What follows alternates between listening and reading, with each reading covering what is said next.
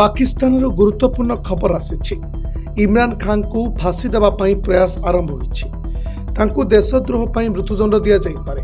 पूर्वतन आईएसआई मुख्य lieutenant general Faiz Hamid को एथिपाई एक बंधक भाव में व्यवस्था कर फैज हमीद को संप्रति पाकिस्तान एक सामरिक अदालत 14 वर्ष जेल दंड दी खबर आसी इमरान खान को विरुद्ध में सरकारी साक्षी करने प्रस्तुत चली। यार अर्थ हो असीम मुनीर एवं इमरान खान का दल एवं राजनीतिक क्यारियर को संपूर्ण नष्ट करने को चेष्टा कर। इमरान का दल पाकिस्तान तेहरिक ए इंसाफ सीनेट एवं पूर्वतन नेता फैजल हावड़ा गुरुत्वर जियो न्यूज कार्यक्रम में दावी कर फैज हमीद जेल में पूर्वतन प्रधानमंत्री विरुद्ध में साक्ष्य देवा।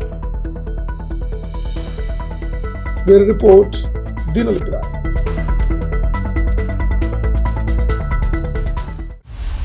दिनलिपि लाइव को एबे ही लाइक शेयर सब्सक्राइब करंतु।